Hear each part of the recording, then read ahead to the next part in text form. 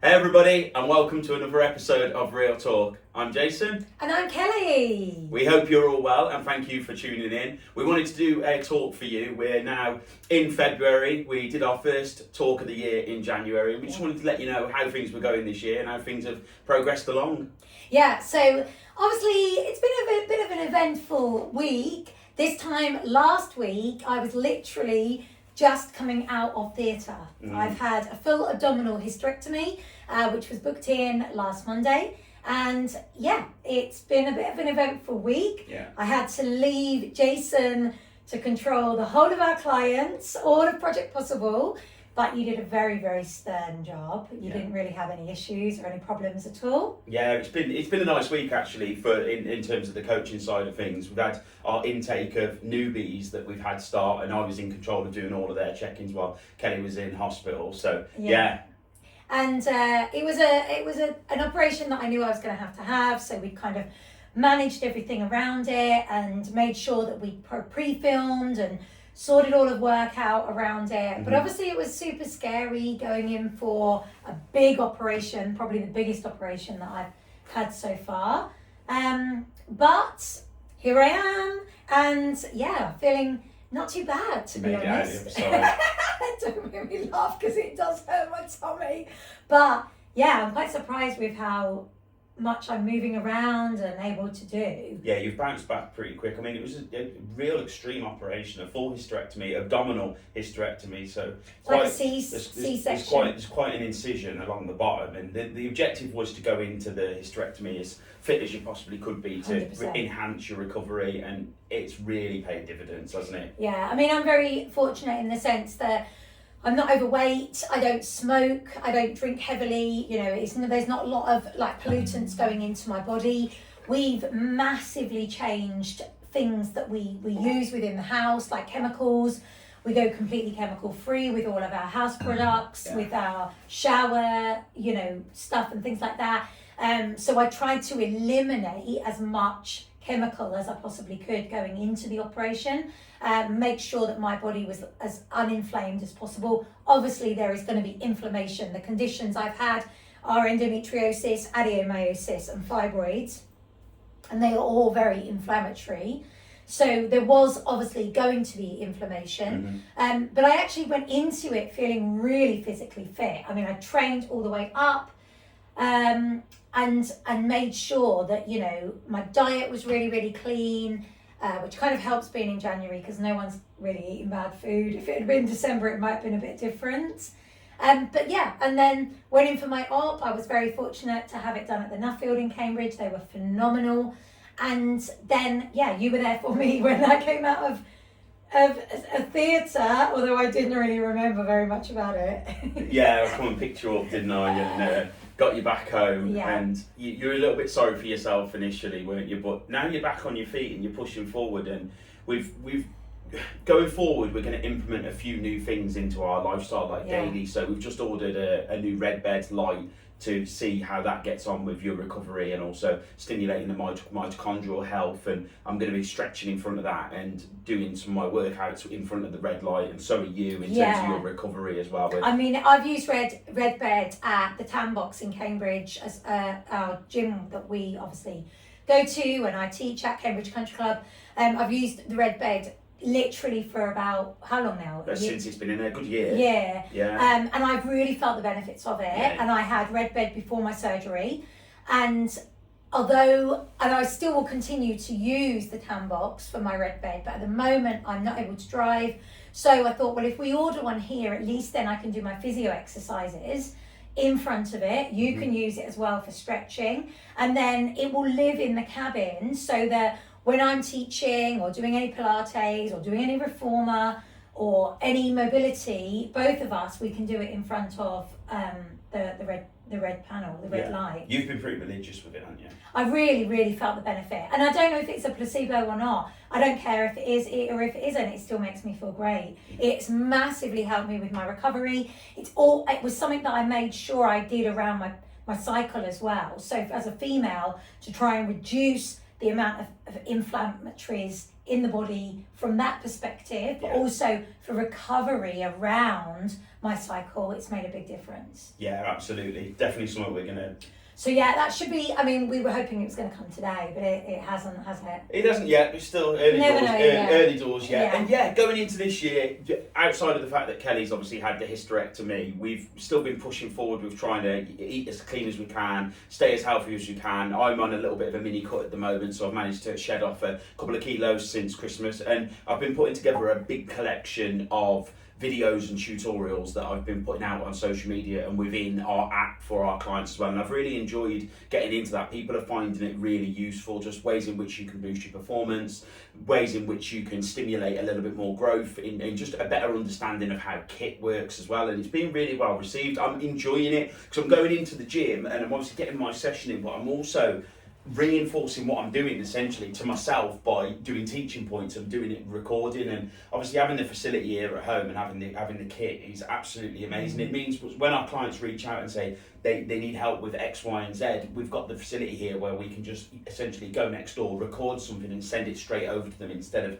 having to go to the gym and get a video while there's 1,000,001 people in the background. And we're enjoying it. Click the heater on, go next door into the garage and just get a good session in. And I'm really enjoying it, really enjoying being able to just focus solidly on doing a good training split. And typically speaking, the training I'm doing at the moment tends to be alternating between a sort of like heavy resistance day and then more of a conditioning / hypertrophy rep range day. And I'm finding that works really well, hitting the muscle groups that I want to focus on going forward into this year, and also as well rehabbing a couple of injuries as well. I got a little bit of a partial hamstring detachment that I did climbing last year in April that is still griping me a little bit, but I have having regular therapy on that. And I pulled one of my extensor muscles in my forearm quite badly again on the same day.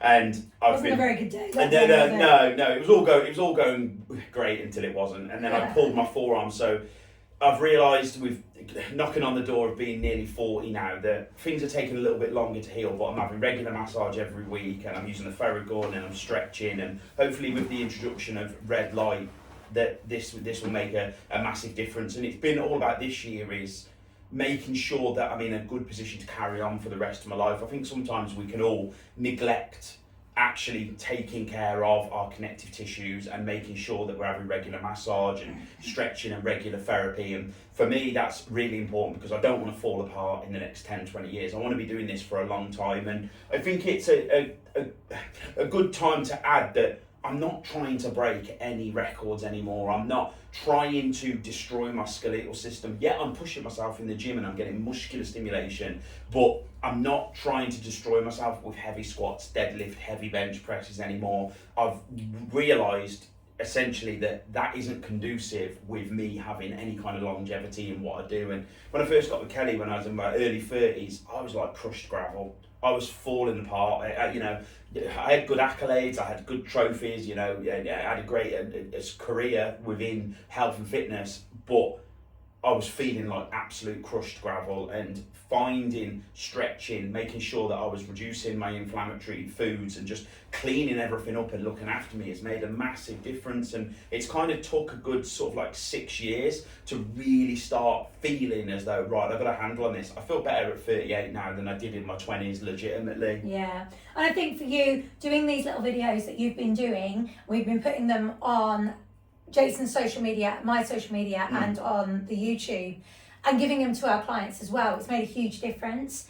You found your flow with it, that our clients have absolutely loved and adored. Yeah. Getting those key nugget information. It's on my app, on the performance portal. Absolutely it is. For me, obviously, like I said, going into my operation, I was as fit and healthy as I possibly could and as physically strong as I possibly could, which was kind of a bit heartbreaking because I knew full well, literally this time last Monday, I was like, oh my God, I feel so fit, I feel so well, and I know I'm going to feel completely different like the next day when I wake up.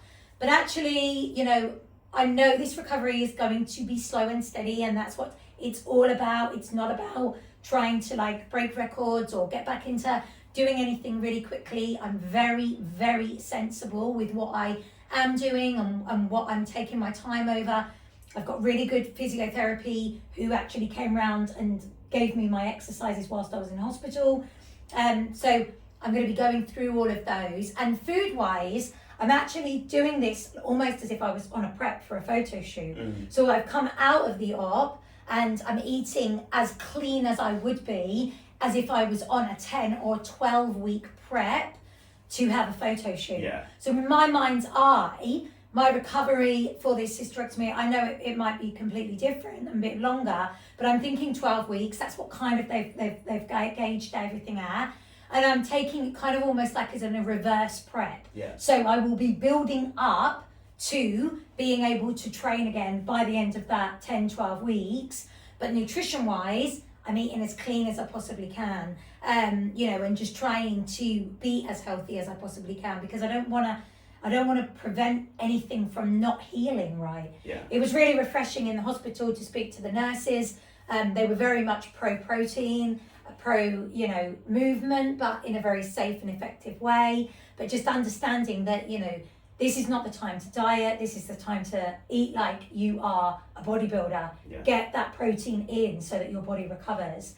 So I think for both of us, we're on a bit of a forward focus, but for totally different reasons, aren't we? Yeah, for sure. And obviously you've had a hysterectomy. You've had no end of sort of like issues in regards to your hormones and things like that, and how your body. What would just giving something back to people that may potentially be listening and going through something similar themselves, or something they feel they need to go and get something diagnosed because something's not right, how would you go about navigating that and sort of like put yourself in the shoes of someone that hasn't gone through the process that you have? Yeah. What would your advice be to somebody, and how would they go about sort of like balancing things out and making progress? I think the first thing is, if you're not getting diagnosis from your GP, you need to get second opinion. Yeah. It took me a very, very long time to get a diagnosis. And then I had to take the action into my own hands and go privately for my MRIs, because unfortunately I just wasn't going to get that on the NHS, which is such a shame. But if you can afford it, to go and get an MRI and to get that done, then you will know exactly what you're messing with. Mm-hmm. You'll know essentially if you have endometriosis or adenomyosis for me. You'll know if you have fibroids, and then you can put things into place, going forward. The thing is, with these conditions, they are hormonal conditions. They are, yes, absolutely inflammatory, but they're also massively related to your gut. So what you put in your body makes such a huge difference. And I know I've spoken about this so many times, that when I was on prep for photo shoots, these conditions calmed right down. Yeah. Because I wasn't putting any excess sugar into my diet or in my body, no alcohol, no bad fats, there was no cheat meals. And my body was responding really well. I was really improving my gut microbiome, and that makes a huge difference. Yeah, and just then getting maybe some key information on maybe supplementation that you might need, anything that you might be lacking. Reach out. I mean, I'm more than happy to help people if it's the conditions are similar. Obviously, every situation is different. So you need that diagnosis first and foremost to know what you're messing with, because it could be a million other things as well. I had my HRT ready to rock and roll in hospital. I took it with me just in case they did take my ovaries, but they didn't. So I've kind of just waited a moment until I'm off my pain meds. And then if I feel I'm ready to start my HRT, I've got bioidentical HRT for both progesterone and estrogen. And that's simply because women who have endometriosis, even though they've had their cervix removed, they will still need to have progesterone to protect them from certain cancers. Yeah. So that's something that I've spoken to my health practitioner about. I guess the reason why I asked you was because you've noticed an increase in the amount of women that are getting this issue. Oh my God, and essentially, it may be that there's young girls that may listen to this and they might not be there yet, or they might start, because you started getting the feelings that something weren't right quite early on, but you didn't essentially go down the route of looking for it till a bit later on in life. And it's just really valuable, isn't it, to when someone's already gone through something and experienced it, they can sort of like hold up the flags and pass down that little bit of advice for anybody who's like, okay, I might be a little bit similar to that, or that's good to know, that's noted, because everybody knows someone who's got this condition. At some point, law of averages says that, you know, either you or a lady you know or a family member is going to have it. And you know, I hadn't been around anybody that had a hysterectomy before, although I knew of it until obviously your condition.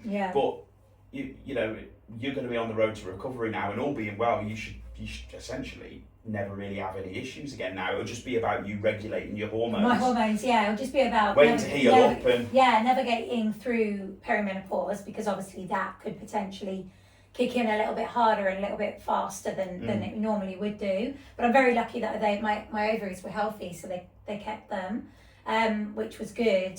But yeah, I mean, it's something that in a younger woman, it's probably being masked because of her contraception. And she'll be on contraception, whatever that may be. So she might not, and that's exactly what happened with me. Or these conditions were masked completely with contraception until I didn't want to take contraception anymore. And then as soon as I stopped, everything then flared up. And it was like, whoa, where has all this been lying and hiding for such a long time? And then, of course, you're navigating, trying to find out, you know, what that means for you, what that condition means for you, and trying to get the help and support that you possibly can. But it's incredibly common. I mean, you start talking about it. I did a video on my socials, and you start talking about it, and all of a sudden there's so many people message. You start realising they just don't talk about it. They don't talk about it. And I felt like, for me, and I've done this on my Instagram, I've documented a lot about, since my recovery. I did my first video while I was in hospital. I think it was literally the day of my surgery, because I wish someone had done that so that I could see it, because all I was hearing was horror stories. All I was hearing was... And you were looking. Of course, because no one goes on social media and says, oh, I just had a really great hysterectomy and really positive surgery and I feel really good. You know, I joined all these Facebook groups about my conditions and about hysterectomy. Oh, some of them were terrifying. I had to get out of those groups within seconds, because it gave me nightmares. Yeah. Because everyone is just posting their horror stories. It was making you really anxious, wasn't it? Horrendously. You know, you're super scared because it's a big operation and you don't know what to expect. And I honestly thought I was going to be laid up for such a long time. But actually, the surgery now is so brilliant. I mean, my surgeon was so phenomenal. And I have not got one stitch inside of me. No. I've been glued. And what they call kind of like cemented, which sounds a bit weird, but it means that I've not got that kind of worry about, you know, stitches bursting or having to have stitches removed or anything like this. I think years ago, you know, if I'd have had this operation 5-10 years ago, I would have been still in hospital probably now. Yeah. Women, you know, didn't get let out and they were bedridden literally for folded weeks. Over, not being able to stand up. Yeah, and like I was encouraged to actually stand up, to move more. Don't be silly, but get moving. The worst thing you can do is lay in bed. So I think, you know, it's a very different world that we're living in now, and I just wanted to speak to women who may potentially have got this coming, and there is no good stories on social media. So I wanted to be a good story and just be like, actually, it wasn't as bad as I was expecting. You know, I'm only 1 week out. Things could potentially change, but touch wood, you know. You're pretty resilient though, and you're not very defeatist either. You keep going, don't you? My plan of action, like I said, for 12 weeks, get my recovery done properly. Like I've said before, you get one attempt at recovery from an operation like this, not mess it up. And then I want to be in the best shape I possibly can. You're going to go for it. Photo shoot is going to be booked, and yeah, I want to show people that, you know, you can build a physique and be strong and be athletic post recovery with regards to surgery, and at an age where a lot of women feel like their life is over. Yeah. I don't want that to happen. So fingers crossed that's going to be the journey. Yeah. And all at the same time, we're doing our thing. Mm-hmm. And of course, we're still coaching our clients. And we've got a lot of people who are with us for lots of different reasons on the body transformation, who are absolutely progressing. I mean, we're week 5. By the end of this week, we'll be halfway through the program. Flying along. Yeah, it's crazy. And then it will be a case of kind of then putting wheels in motion to think about what we want to deliver for the next program starting in April. It's kind of wild, but something I was thinking about is, and I suppose to some degree it is the return on investment that people can make signing up for the body transformation. They want to see it through, but there's a clear, distinct difference I've noticed between people who are around us that say they want to commit to being a healthier version of themselves in the new year, etc., etc., etc., and then the people that are on the BT.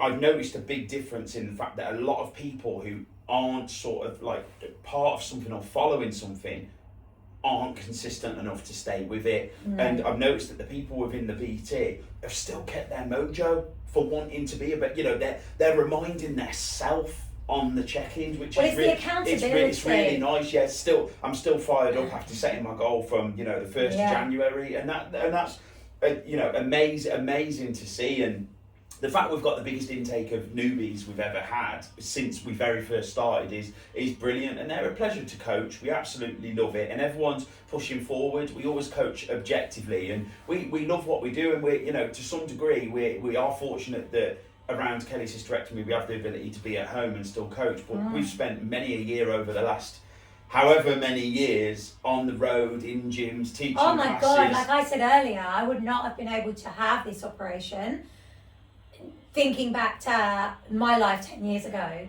because if I wasn't actually physically there present, teaching, PTing, in gyms, in studios, delivering courses up and down the country, I wouldn't have earned any money. So to take, this time off to be able to recover would just not be possible. Yeah, it's amazing. Isn't so it? That is, it's an absolute blessing because of those things.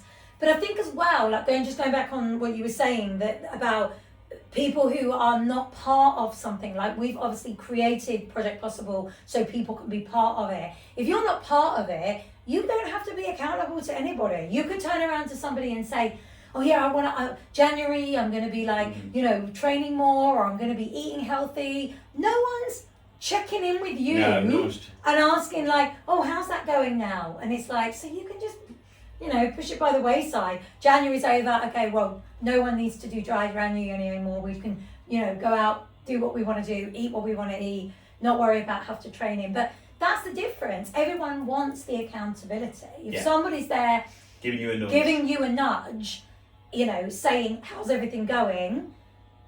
What are you logging? Let's have a little look at, how you're doing with regards to your nutrition and your exercise and your daily habits.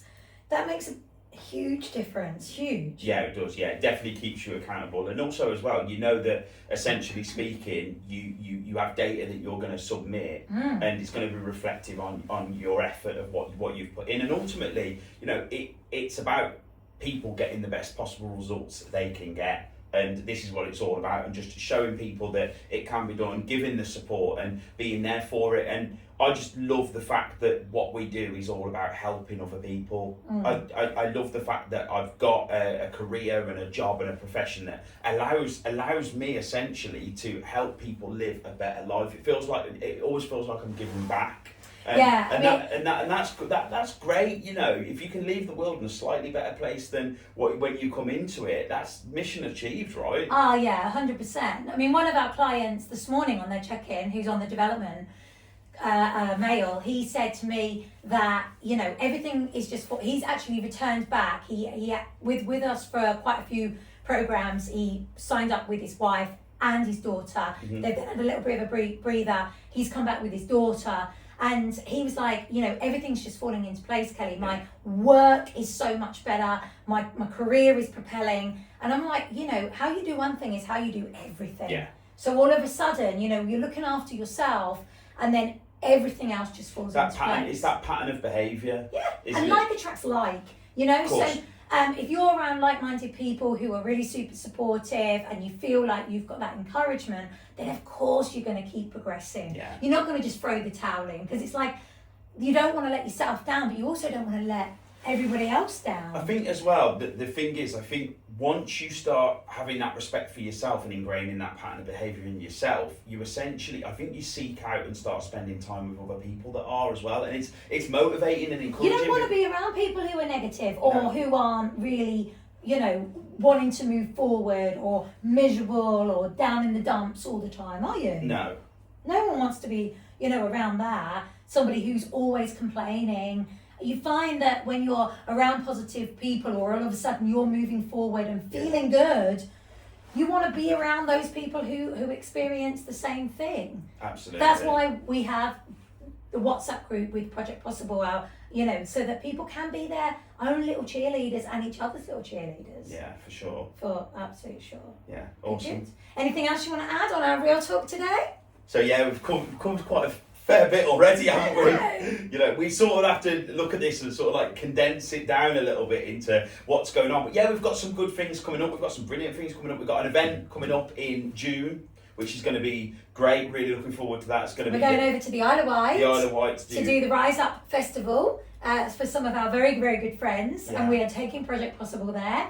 So hopefully I will be way better by then. Yeah. And we are going to be teaching our Project Possible session. It's actually my birthday that day. So it's going to be a big celebration. We'll make it extra special. And Step and Pump, who are my clothing sponsor, they're going to be there as well, which will be great. So if you are interested in joining us for a live session, then we will be at Rise Up. The Isle of Wight, it's on the 6th of June, but the whole weekend is the 5th to the 7th. And if you are interested, let me know, because I'll give you Mike's details and you can get signed up. That's going to be a great weekend. Yeah. Really looking forward to that. I used to work in the Isle of Wight many years ago, and I am really fond of the place. It's a cool place. It's stayed relatively untouched, to be fair. It's not very built up. It's beautiful coastline. It is obviously part of the United Kingdom anyway, but yeah, it's lovely. You've never been before, have you? Never. And I'm missing a lot of events this year, because obviously with the op, I didn't want to commit. I'm not going to be at IFS, which I'm gutted about. First year in probably about 20 years that I'm not going to be in Blackpool and seeing all of our friends. But unfortunately, I don't know how I'm going to be in March. I don't know if I'm going to physically be able to, you know, deliver for a full weekend. And I'm not the type of presenter that goes in and just does it half. The thing is, with well, anyone that knows you and watching this video pretty much knows you, the level of commitment and energy you put into your classes, you would have to taper it back so much that it wouldn't be you anymore. And I'd be disappointed. I wouldn't want that pressure, and I just would rather, and I obviously said to Steve, Kerry and Sophie that I would much prefer to just not commit this year, get recovered, come back next year and absolutely nail it. You know, that's my best plan of action.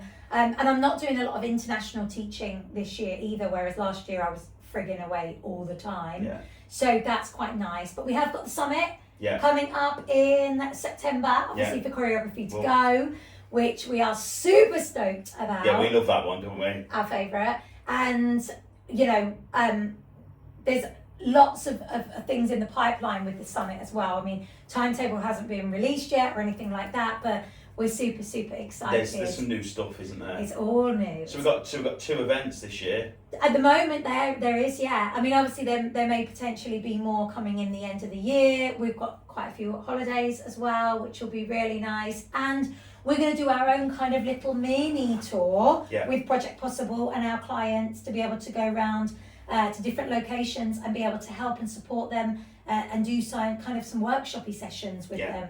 And that'd be cool. I'm looking forward to that. Me too. That's definitely going to happen. That'll be spring. That will. Yeah, 100%. So there's lots and lots to be really super excited about. Can't wait. Thanks, everybody. We'll see you next soon. time.